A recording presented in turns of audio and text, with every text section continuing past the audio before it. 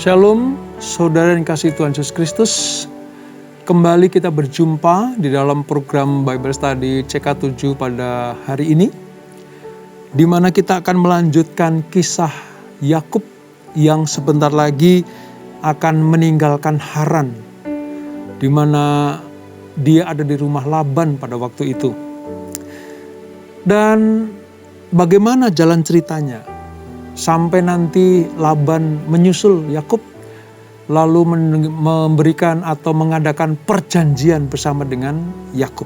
Oleh sebab itu, sebelum kita mempelajari lebih jauh, mari kita minta tuntunan Tuhan dan Roh Kudus, supaya apa yang kita baca, kita renungkan, betul-betul membuat kita semakin mengenal Allah kita itu Allah seperti apa. Pengenalan kita menjadi sempurna kepada Dia. Kita hampiri Tuhan, kita masuk dalam hadirat-Nya. Terima kasih Tuhanku. Shikirala rabaya rala rabala rabara. Shikirala rabaya rala rabaya rala rabaya rala rabaya rala rabara. Kau Allah yang setia, Kau Tuhan yang selalu menyertai di dalam segala situasi, di dalam setiap musim dan waktu. Terima kasih Tuhan, terima kasih Bapa, terima kasih Bapa. Sekalipun ku berjalan dalam lembah kelam, namun tangan-Mu selalu menopang hidupku. Saat ku dalam ketakutan, Kau hadir di sisiku. Kau berkata, jangan takut, Kau beriku kemenangan. Kaulah Tuhan yang berjanji, tak sekalipun Kau ingkari. Kesetiaan-Mu sungguh terbukti di sepanjang hidupku. Untuk selamanya ku kan setia melayani, mengasihi-Mu. Tiada Tuhan seperti-Mu, Yesus. Kau Allahku yang setia.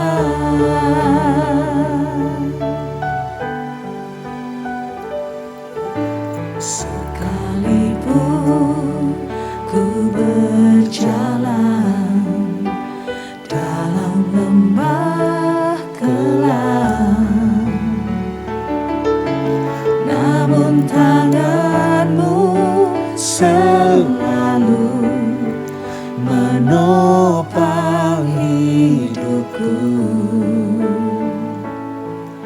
Saat ku dalam ketakutan,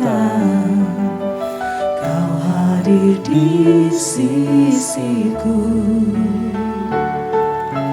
Kau berkata, jangan takut, Kau beriku kemenangan. Kaulah Tuhan yang berjanji, tak sekalipun Kau ingkari.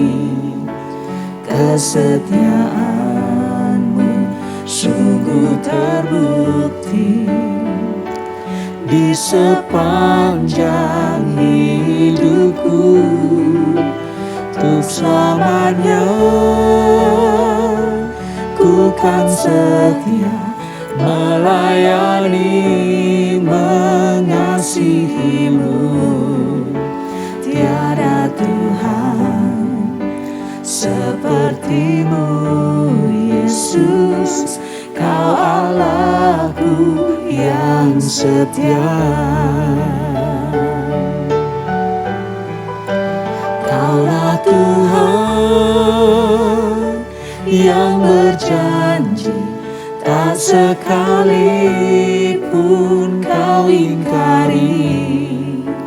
Kesetiaanmu sungguh terbukti di sepanjang hidupku. Untuk selamanya ku kan setia melayani, mengasihimu.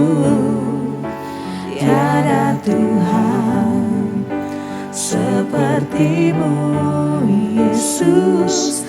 Kau Allahku yang setia. Kaulah Tuhan yang berjanji, tak sekalipun kau ingkari. Kesetiaanmu sungguh terbukti di sepanjang hidupku. Untuk selamanya ku kan setia melayani, mengasihimu. Tiada Tuhan sepertimu, Yesus. Kau Allahku yang setia. Tiada Tuhan sepertimu, Yesus. Kau Allahku yang setia. Tiada Tuhan sepertimu, Yesus. Kau Allahku yang setia. Haleluya, yang setia. haleluya. Janji-Mu selalu Kau genapi. Terima kasih Tuhan, terima kasih Bapa, buat segala yang Kau lakukan. Kami bersyukur Tuhan, kami bersyukur kepadamu, sebab Kau Allah yang kami percayai. Kiralaraba shekiralaraba larabaya, kiralarabaya ralarabaya ralaraba laraba laraba laraba.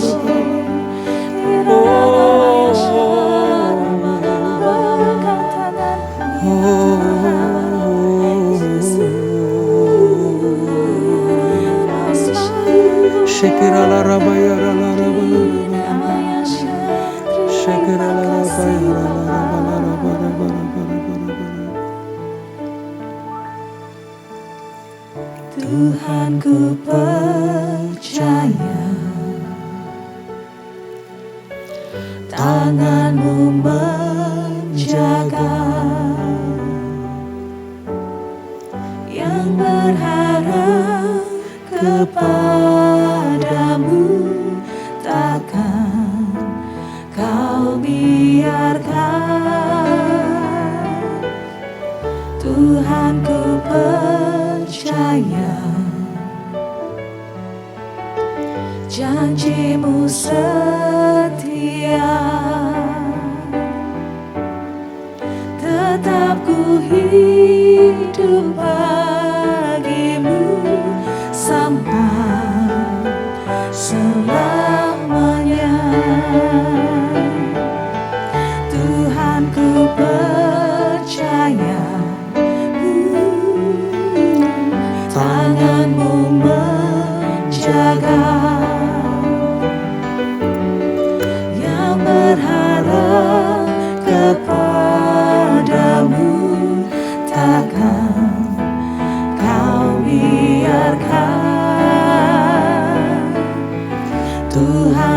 percaya Amin Tuhan Yesus.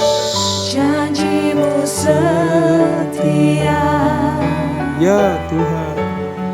Tetap ku hidup bagi-Mu sampai selamanya.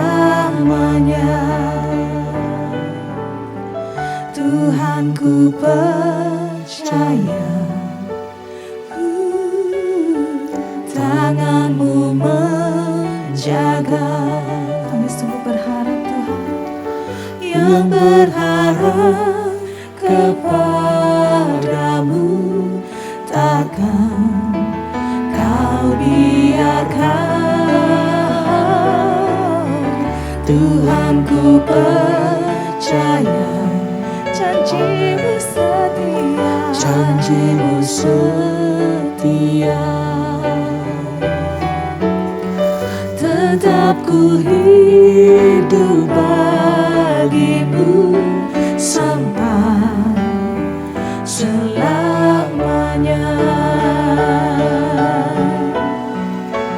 Haleluya, haleluya. Tuhan ku percaya, tangan-Mu menjaga. Yang berharap kepada-Mu takkan Kau biarkan. Tuhan ku percaya, janji-Mu setia. Tetap ku hidup bagi-Mu sampai selamanya. Tetap ku hidup bagi-Mu sampai selamanya. Janji kami Tuhan, tetap ku hidup bagi-Mu sampai selamanya. Ini janji kami ya Tuhan. Sebab Engkau Allah yang setia, Engkau yang menepati setiap janji-janji-Mu, maka kami akan tetap setia pengiringan kami kepada Engkau. Terima kasih Bapa untuk lawatan-Mu, terima kasih untuk jamahan kasih-Mu. Kami sungguh merasakan kebaikan Tuhan hari lepas hari, waktu demi waktu, sepanjang hidup kami sadar semua ada karena kebaikan Tuhan. Sebentar kami akan kembali belajar akan kebenaran firman-Mu. Urapi kami Tuhan, urapi hamba-Mu. Kami akan mengerti sekali lagi bahwa kami punya Allah yang luar biasa. Terima kasih Bapa.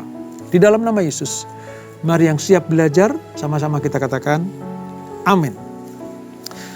Kita akan membaca di dalam Kejadian pasal 31 saudara. Di situ ada beberapa peristiwa yang penting yang harus kita ketahui. Yaitu bagaimana Yakub mulai meninggalkan Laban, meninggalkan tanah Haran, akan menuju ke tanah Kanaan. Lalu peristiwa di mana Laban akan mengejar Yakub. Ya, rupanya ada hal yang belum beres antara Laban dan Yakub, maka Laban mengejarnya. Sehingga nanti terjadilah sebuah perjanjian antara Yakub dan Laban. Nah, peristiwanya seperti apa? Mari kita mulai pembelajaran kita. Pasal 31 ayat 1 sampai dengan ayat yang ketiga terlebih dahulu. Demikian firman Tuhan. Kejadian pasal 31. Yakub lari meninggalkan Laban.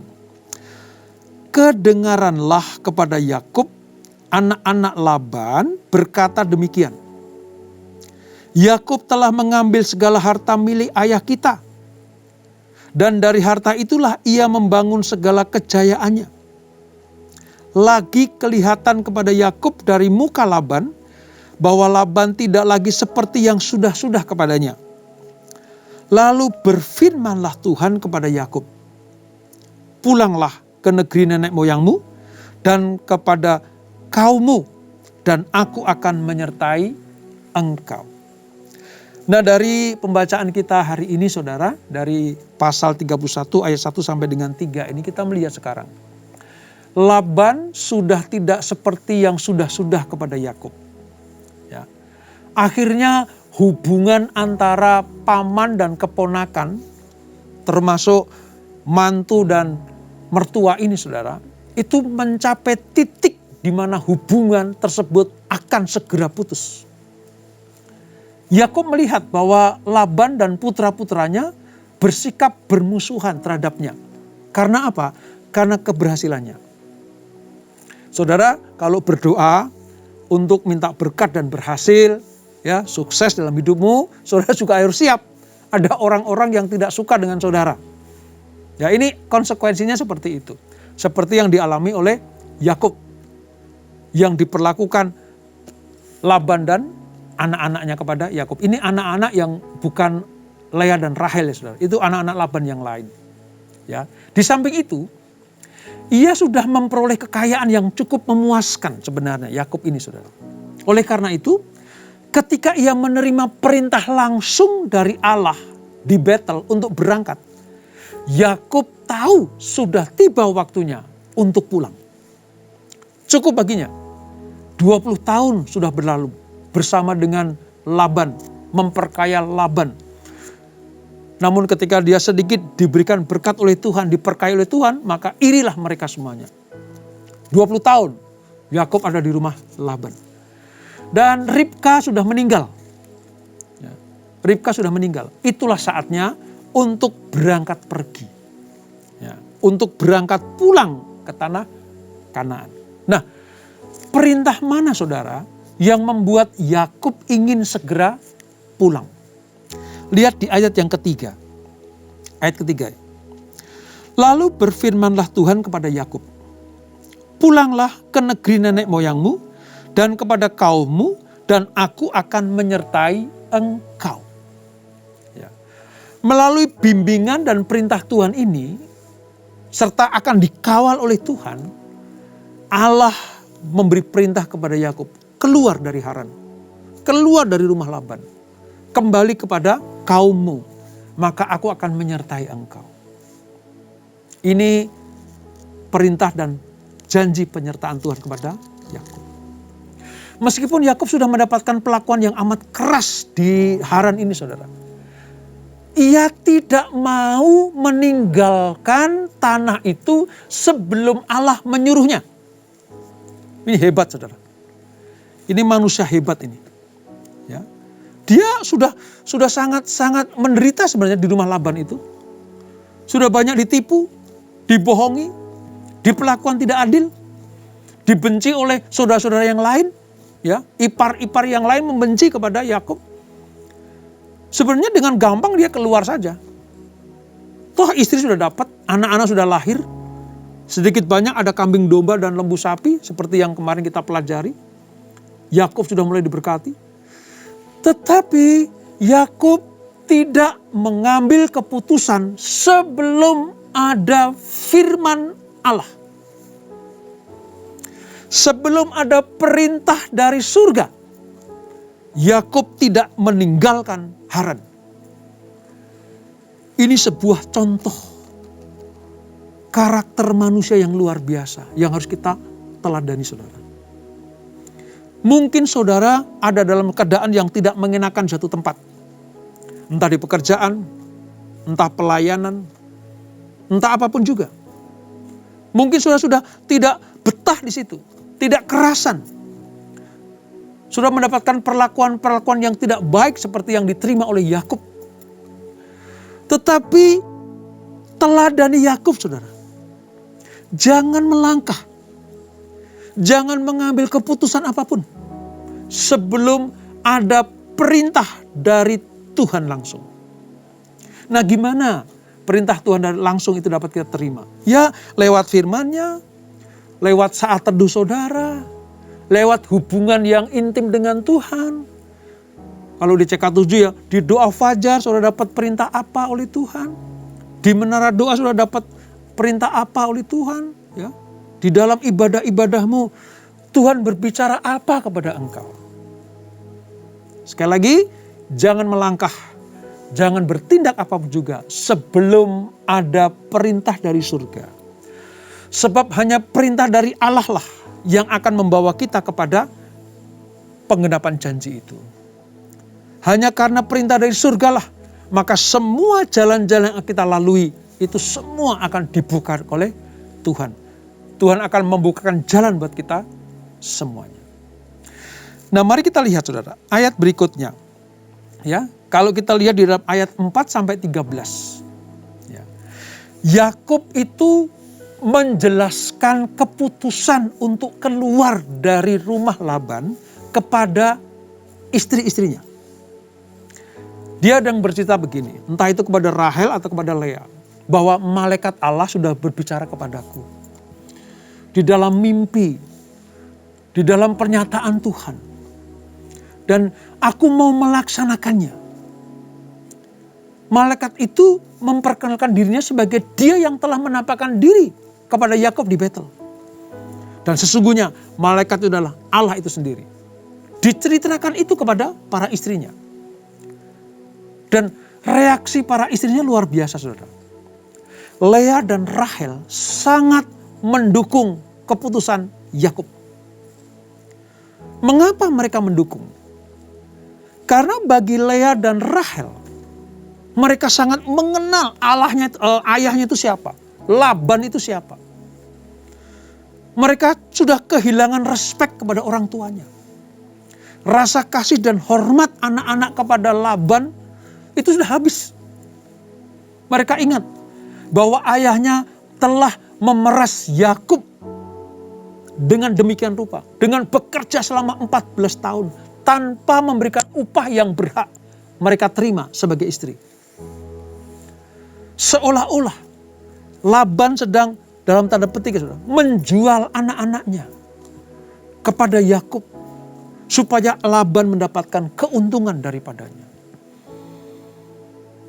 Lihat ya, di ayat yang ke-14 dan 16 saudara. Ini pernyataan Lea dan Rahel. 14 dan sampai 16. Begitu mendengarkan rencana Yakub untuk membawa mereka keluar dari tanah Haran atau keluar dari rumah bapaknya, ini jawab mereka. Ayat 14. Lalu Rahel dan Lea menjawab Yakub katanya, bukankah tidak ada lagi bagian atau warisan kami dalam rumah ayah kami? Bukankah kami ini dianggap sebagai orang asing? Karena ia telah menjual kami? Tuh, mereka menganggap bahwa bapaknya sudah menjual mereka. Juga bagian kami telah dihabiskannya sama sekali. Sudah tidak punya hak lagi. Lea dan Rahel sudah tidak punya apa-apa lagi di rumah bapaknya sendiri. Ayat 16. Tetapi segala kekayaan yang telah diambil Allah dari ayah kami adalah milik kami dan anak-anak kami. Maka sekarang perbuatlah segala yang difirmankan Allah kepadamu. Intinya bahwa mari aku setuju, aku sepakat kita keluar dari rumah ayahku ini. Itu pendapat Lea dan Rahel. Jadi Yakub mendapat persetujuan dari istri-istrinya. Nah, ketika Yakub ingin mengambil keputusan, saudara, untuk keluar dari tanah Haran atau rumahnya Laban ini, salah satu istrinya, yaitu Rahel, itu mengambil terafim ayahnya. Terafim itu apa, saudara? Singkatnya seperti ini, jimat. Jimat untuk mendatangkan kekayaan. Jimat untuk mendapatkan pelindungan dari ilah-ilah. Ya. Itu dewa-dewa pelindung keluarga. Dan itu sangat berharga bagi Laban. Dalam pikiran Rahel, ia mengambil terafim atau patung-patung itu bukan untuk dipuja. Tapi untuk apa? Untuk memperoleh keuntungan, keuangan. Bapakku sudah menjual aku, Dan sekarang aku akan mengambil terafim bapakku. Ini adalah pelindung keluarga. Supaya berkat-berkat lewat ilah-ilah ini juga datang kepadaku. Dan ini sebuah berhala, saudara. Dan sebenarnya nanti dalam perjalanannya, Yakub memerintahkan kepada Rahel ini untuk membuang semua patung dan lambang dewa-dewa. Dengan menguburkannya sebelum dia berangkat ke Betel. Karena Yakub tidak suka. Yakub sudah mendapatkan penyataan lewat Tuhan langsung. Dia tidak butuh terafim. Dia tidak butuh dewa-dewa. Dia tidak butuh jimat-jimat. Satu-satunya andalan kepercayaan Yakub adalah hanya Tuhan. Allahnya Abraham, Allah Ishak, dan sekarang Allahnya Yakub itu. Ini, singkat cerita, Yakub keluar dari rumah Laban. Ketika rombongan mereka sudah bergerak keluar meninggalkan Haran, saudara. Mereka menyeberangi sungai Efrat. Bergerak secepat mungkin menuju ke tanah Kanaan. Mereka akan masuk ke wilayah Gilead yang terletak di sebelah timur sungai Yordan. Jadi sudah mulai memasuki tanah perjanjian. Ya, itu wilayah di Gilead. Ini perbukitan, saudara. Perbukitan. Kalau saudara ke Israel, wilayah Gilead itu perbukitan. Di sebelah sisi timur sungai Yordan. Dan ini merupakan sebuah iman Yakub. Karena ingin kembali kepada tanah kelahirannya. Tanah di mana dia dibesarkan oleh ayah dan ibunya. Khususnya oleh ibunya itu, saudara. Nah, demi mendengar bahwa Yakub bersama dengan istri-istrinya dan anak-anaknya, pegawai-pegawainya itu sudah keluar dari Haran. Laban tidak terima, saudara. Laban menyusul. Lihat ayat 22 sampai 24. Saya bacakan buat kita semuanya.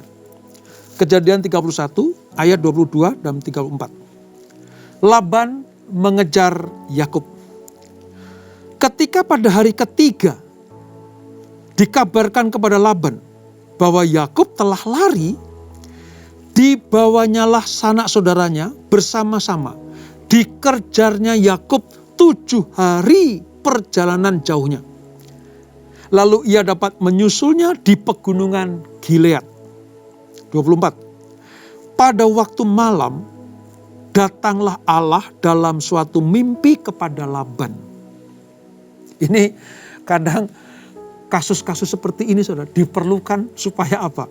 Supaya Allah melindungi orang-orang pilihannya. Ingat seperti Abimelek yang mendapatkan mimpi tentang Abraham adalah suami dari Sarah. Ingat juga tentang Abimelek berikutnya yang mengingatkan bahwa Ishak dan Ribka itu suami istri. Demikianlah malaikat datang kepada Laban. Untuk apa? Memperingatkan Laban. Apa peringatannya, saudara? Pada waktu malam datanglah Allah dalam satu mimpi kepada Laban orang Aram itu serta berfirman kepadanya, jagalah baik-baik supaya engkau jangan mengatai Yakub dengan sepatah kata pun. Ini sebuah peringatan dari Tuhan. Bukan berarti Laban tidak boleh berkata-kata kepada Yakub. Tapi dikatakan jagalah baik-baik supaya engkau jangan mengatai. Nah, kata mengatai itu punya banyak arti, saudara. Salah satunya apa? Marah dengan segenap kekuatan dan tenaganya. Yang kedua, mengutuk. Itu mengata-ngatai. Yang ketiga, jangan sampai engkau mengeluarkan kata-kata yang tidak senonoh kepada Yakub. Sekali lagi, Tuhan lewat mimpi Laban berkata, ingat ya, jaga baik-baik supaya engkau jangan mengatai Yakub dengan sepatah kata pun. Kalau berbicara biasa saja silakan. Kalau bertegur sapa silakan. Tapi kata mengatai itu artinya tidak boleh. Dengan kata-katamu, dengan ucapanmu menyakiti hati Yakub atau mengutuk Yakub. Saudara tahu, lihat. bagaimana Tuhan sedemikian rupa melindungi Yakub dari kejaran Laban. Laban sudah bawa pasukan loh, sanak saudaranya sudah dibawa semuanya.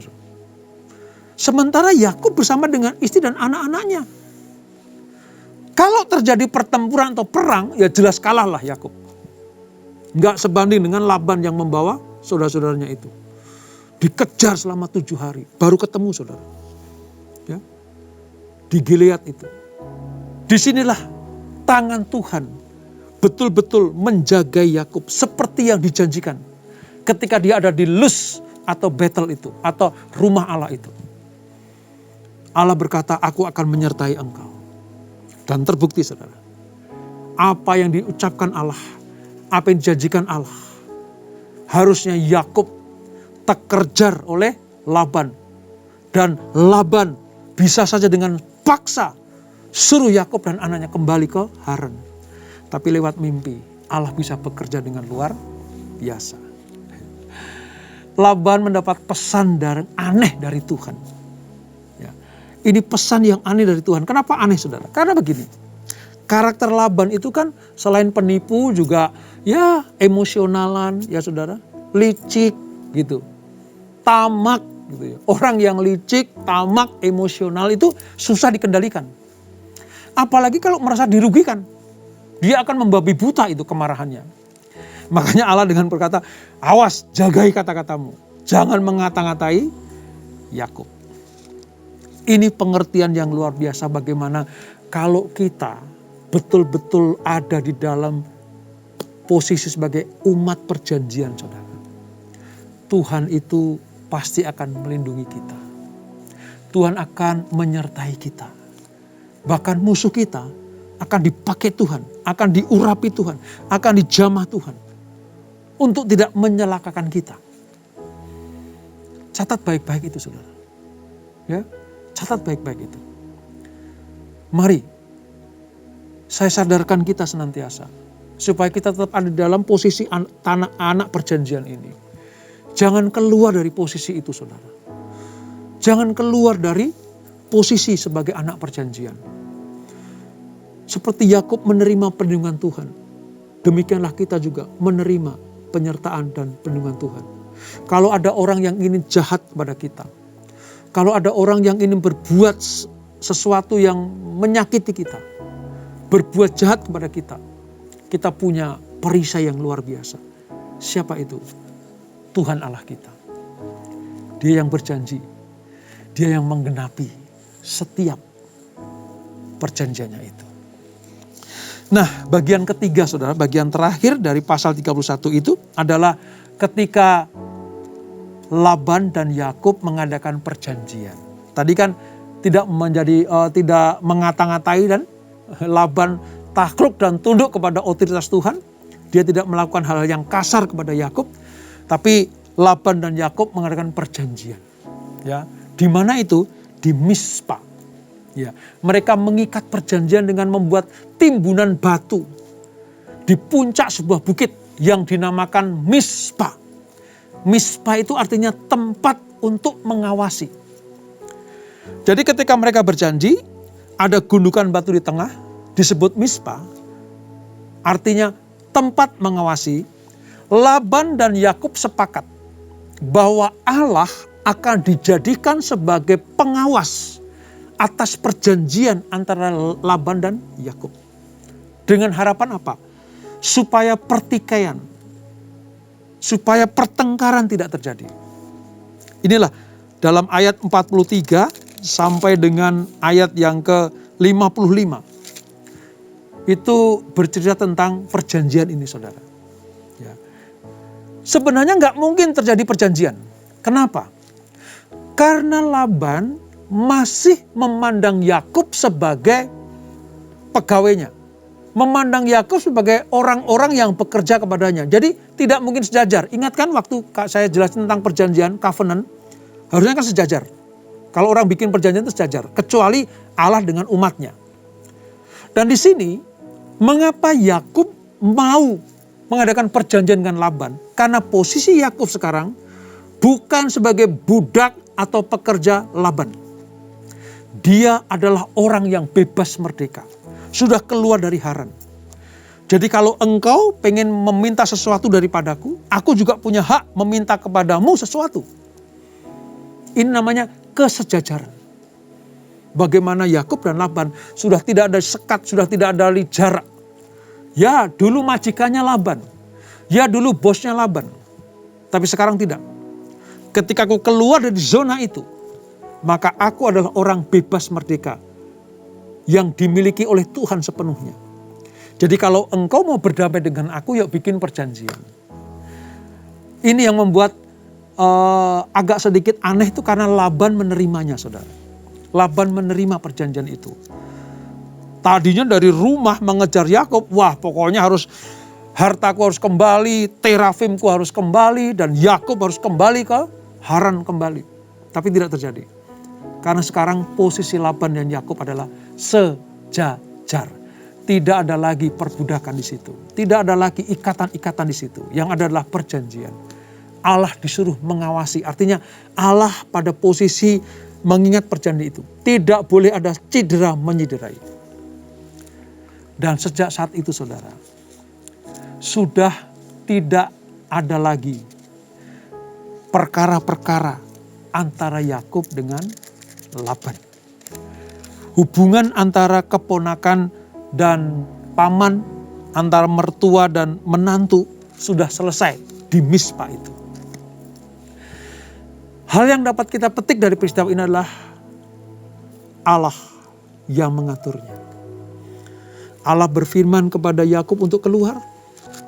Ketika menghadapi sebuah masalah karena Laban mengejar, Allah yang berperkara kepada Laban untuk tidak mengata-ngatai Yakub. Dari sini kita bisa melihat Dia yang mengatur segala-galanya, saudara.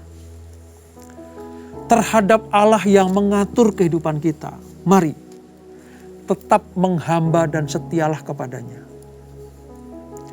Saat ini posisi Yakub bukan hamba Laban, bukan jongos Laban.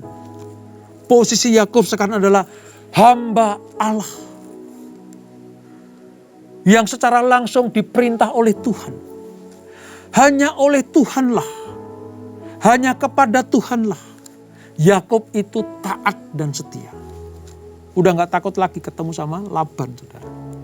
Itulah sebabnya mari kita menjadi anak-anak perjanjian supaya Allah yang mengatur hidup kita. Oh enak saudara, kalau Allah yang mengatur hidup kita, segalanya akan dipermudah.